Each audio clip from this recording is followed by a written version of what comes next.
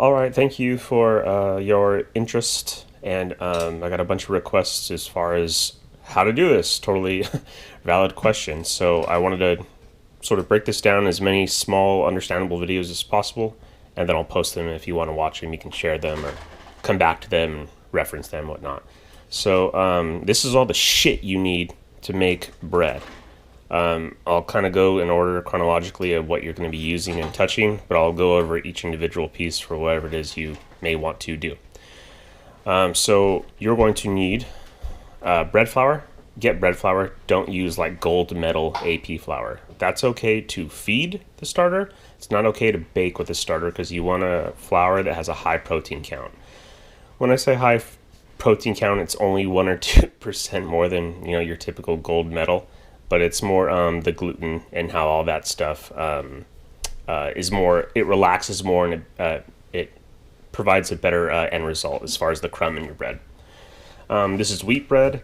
You don't have to use this wheat bread. You can use any wheat bread. I would say if you're just starting, definitely use the cheapest whatever that you can get. Don't go balls deep on this and go spend $75 on 2 pounds of fairy picked earth and dust flour from the moon. It's a waste of your money. So these two are going to be put together and they're going to make the base of your dough. This is going to be 900 grams of bread flour, 100 grams of wheat flour. You're going to mix this with, this is 700 grams of water. You can use a bottled water. You can use your Brita filter water. Don't use, bubbling, sparkling water. That's totally different. This is what I like to do is I like to mix this with the starter. This is 200 grams of starter. I'll mix that first, so it's kind of like this murky goo, and then I'll pour this into the mixer. And the reason I do that is you don't want to put a bunch of flour on top, or put a bunch of flour in the mixer, then pour in the starter. Combination of these two. Because the bottom will never mix properly. So I like to put the water first. I'll mix these two together. I use a container like this as kind of like my feeding bin, and I'll scoop that with like a big kitchen spoon, and I'll pour that into the mixer. And I'll just kind of over time, because you don't want to dump all the flour in and turn on your mixer because it's just going to make this big cloud of flour. So while that's mixing, you're going to let that mix. I don't know. Let it mix for 10 minutes. Start there.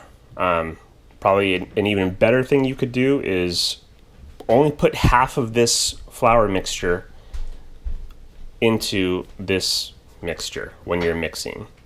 Let it go for like 8 minutes, then pour the rest in and let it go for another 5 minutes. So these numbers are going to move around a little bit. You'll probably read a lot that don't be a slave to numbers, don't be a slave to this, that, or the other, go by feel, go by touch, but that's really hard to do and you don't know what the fuck you're doing. So just use those numbers as general guidelines, and you're not gonna have total waste if you go that route.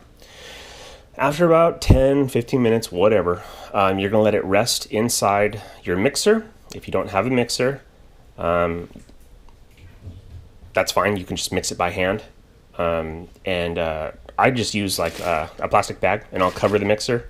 If you don't have a big plastic bag, you can use like a wet kitchen towel. What you don't want to do is let the dough to get dry. That's what you're trying to avoid. Do not let the dough get dry. After, this is called autolyse. The French call that autolyse. And then it just means you want it to rest. You want to make sure that the flour actually settles into the water. And that does take time. So give it a good 45 minutes. You want to give it an hour, whatever.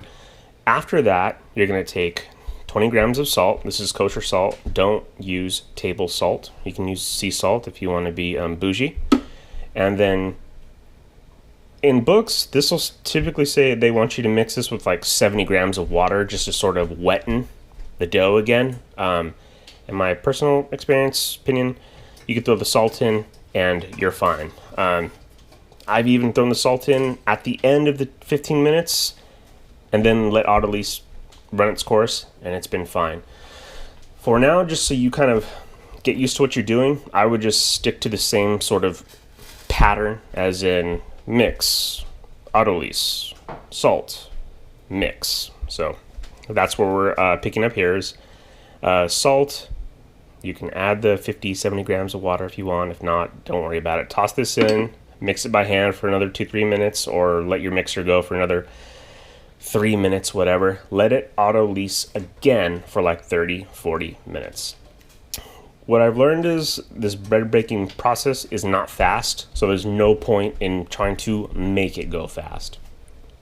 It takes a long time, but it tastes really good, so just give the time it needs. Bread likes time. So at this point, we've now waited for 2 resting periods, quote unquote.